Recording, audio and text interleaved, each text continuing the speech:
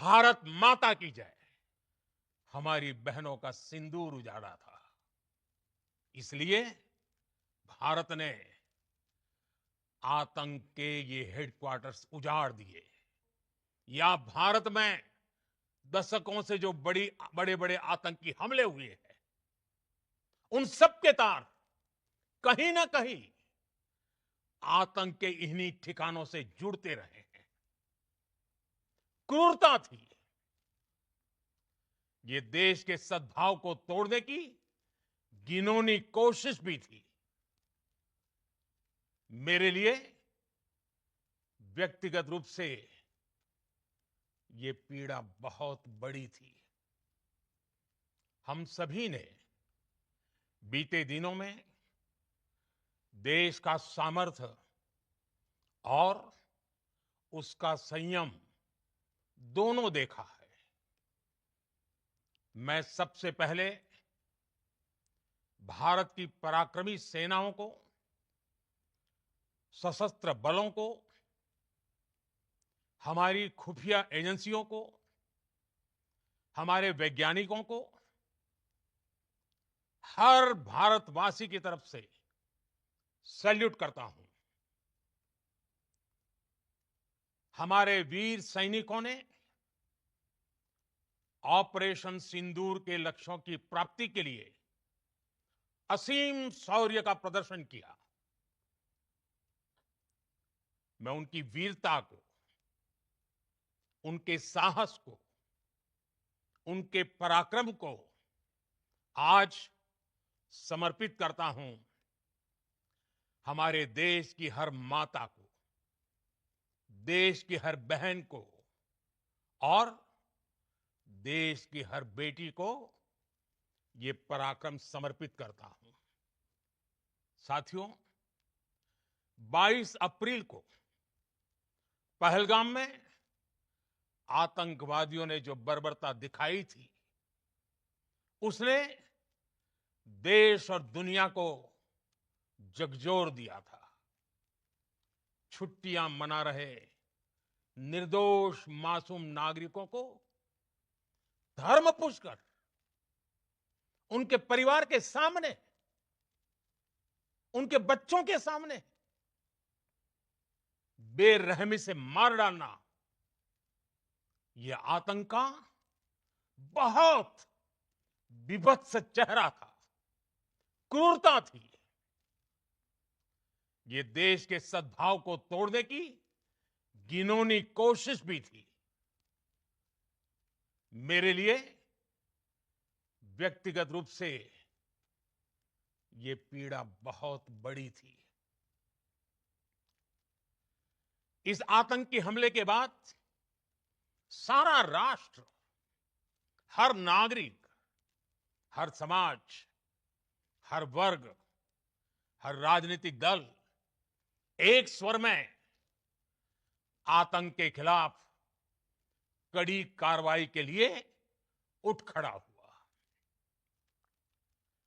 हमने आतंकवादियों को मिट्टी में मिलाने के लिए भारत की सेनाओं को पूरी छूट दे दी और आज हर आतंकी, आतंक का हर संगठन जान चुका है कि हमारी बहनों बेटियों के माथे से सिंदूर हटाने का अंजाम क्या होता है।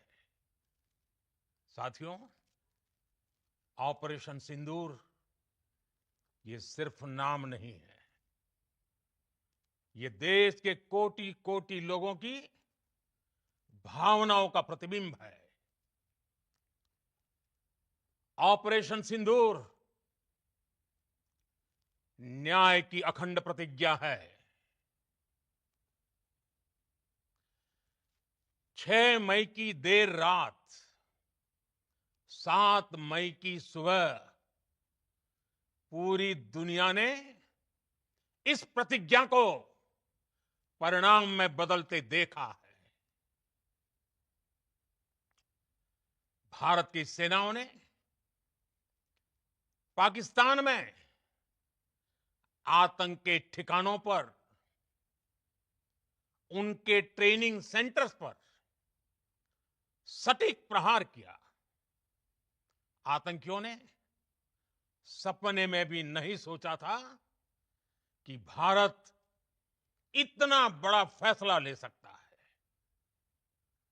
लेकिन जब देश एकजुट होता है, नेशन फर्स्ट की भावना से भरा होता है, राष्ट्र सर्वोपरि होता है,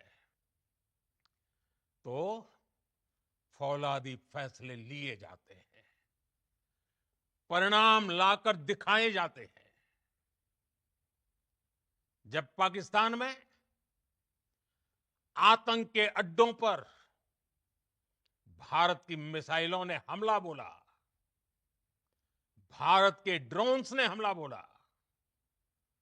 तो आतंकी संगठनों की इमारतें ही नहीं, बल्कि उनका हौसला भी थर्रा गया। बहावलपुर और मुरिद के जैसे आतंकी ठिकाने एक प्रकार से ग्लोबल टेररिज्म की यूनिवर्सिटी रही है। दुनिया में कहीं पर भी जो बड़े आतंकी हमले हुए हैं, चाहे 9/11 हो, चाहे लंदन ट्यूब बॉम्बिंग हो, हमारी बहनों का सिंदूर उजाड़ा था। इसलिए भारत ने आतंक के ये हेडक्वार्टर्स उजाड़ दिए।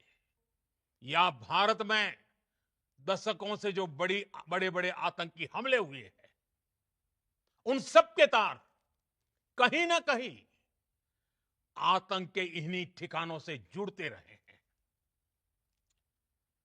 आतंकियों ने भारत के इन हमलों में 100 से अधिक खूंखार आतंकवादियों को मौत के घाट उतारा गया है।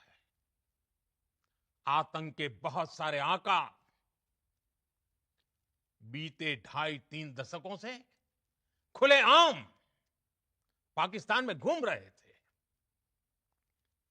जो भारत के खिलाफ साजिशें करते थे।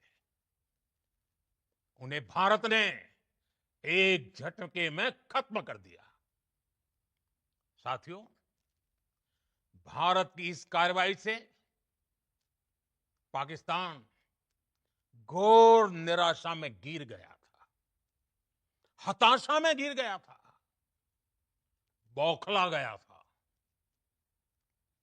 और इसी बौखलाहट में उसने एक और दुस्साहस किया।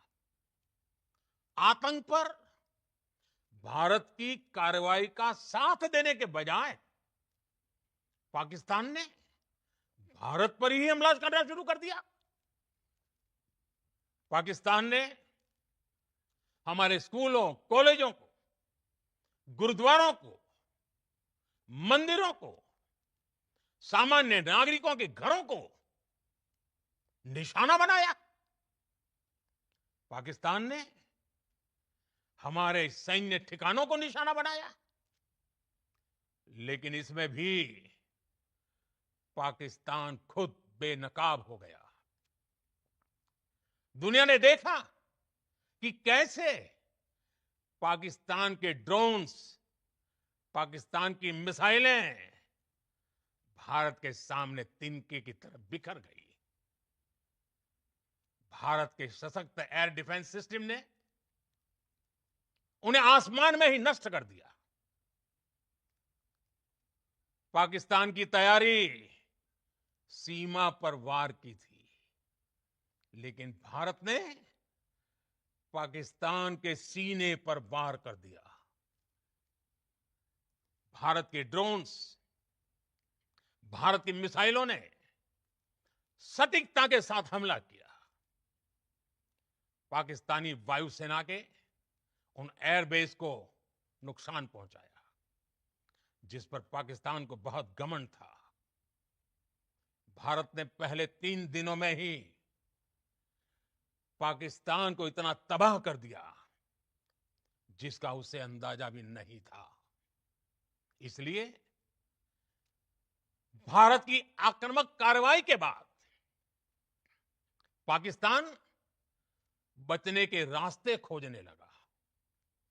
पाकिस्तान दुनिया भर में तनाव कम करने के लिए गुहार लगा रहा था और बुरी तरह पीटने के बाद इसी मजबूरी में 10 मई की दोपहर को पाकिस्तानी सेना ने हमारे डीजीएमओ को संपर्क किया। तब तक हम आतंकवाद के इंफ्रास्ट्रक्चर को बड़े पैमाने पर तबाह कर चुके थे। आतंकियों को मौत के घाट उतार दिया गया था। पाकिस्तान के सीने में बसाए गए आतंक के अड्डों को हमने खंडहर बना दिया था। इसलिए जब पाकिस्तान की तरफ से गुहार लगाई गई, पाकिस्तान की तरफ से जब ये कहा गया कि उसकी ओर से आगे कोई आतंकी गतिविधि और सैन्य दुस्साहस नहीं दिखाया जाएगा, तो भारत ने भी उस पर विचार किया।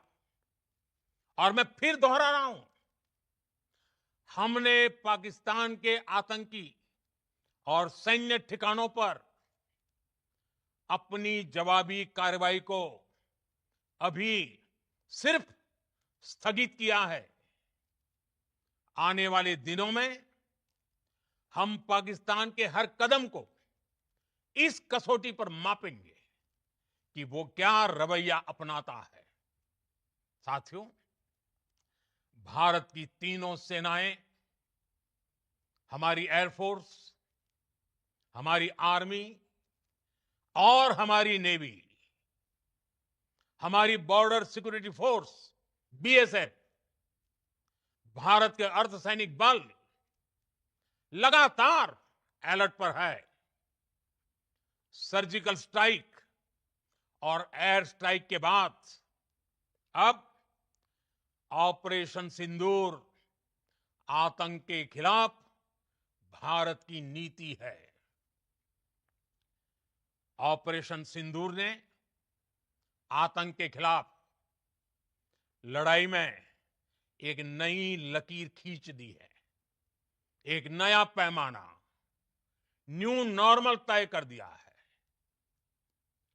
पहला, भारत पर आतंकी हमला हुआ तो मुंह तोड़ जवाब दिया जाएगा।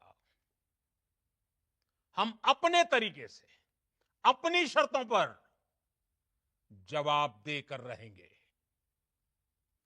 हर उस जगह जाकर कठोर कार्रवाई करेंगे जहां से आतंक की जड़ें निकलती हैं। दूसरा, कोई भी न्यूक्लियर ब्लैकमेल भारत नहीं सहेगा। न्यूक्लियर ब्लैकमेल की आड़ में पनप रहे आतंकी ठिकानों पर भारत सटीक और निर्णायक प्रहार करेगा। तीसरा, हम आतंक की सरपरस्त सरकार और आतंक के आकाओं को अलग अलग नहीं देखेंगे। ऑपरेशन सिंदूर के दौरान दुनिया ने पाकिस्तान का वो घिनौना सच फिर देखा है, जब मारे गए आतंकियों को विदाई देने पाकिस्तानी सेना के बड़े बड़े अफसर उमड़ पड़े। स्टेट स्पॉन्सर्ड टेररिज्म का यह बहुत बड़ा सबूत है।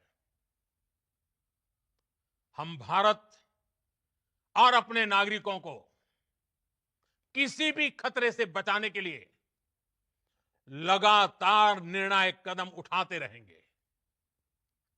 साथियों, युद्ध के मैदान पर हमने हर बार पाकिस्तान को धूल चटाई है और इस बार ऑपरेशन सिंदूर ने नया आयाम जोड़ा है। हमने रेगिस्तानों और पहाड़ों में अपनी क्षमता का शानदार प्रदर्शन किया और साथ ही न्यू एज वॉरफेयर में भी अपनी श्रेष्ठता सिद्ध की। इस ऑपरेशन के दौरान हमारे मेड इन इंडिया हथियारों की प्रामाणिकता सिद्ध हुई।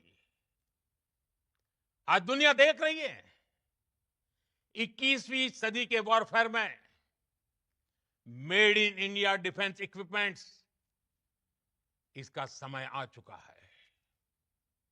साथियों, हर प्रकार के आतंकवाद के खिलाफ हम सभी का एकजुट रहना हमारी एकता, हमारी सबसे बड़ी शक्ति है।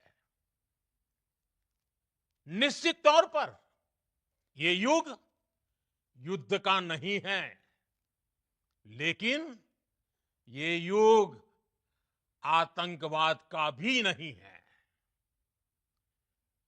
टेररिज्म के खिलाफ जीरो टॉलरेंस, ये एक बेहतर दुनिया की गारंटी है। साथियों, पाकिस्तानी फौज, पाकिस्तान की सरकार जिस तरह आतंकवाद को खाद पानी दे रहे हैं, वो एक दिन पाकिस्तान को ही समाप्त कर देगा।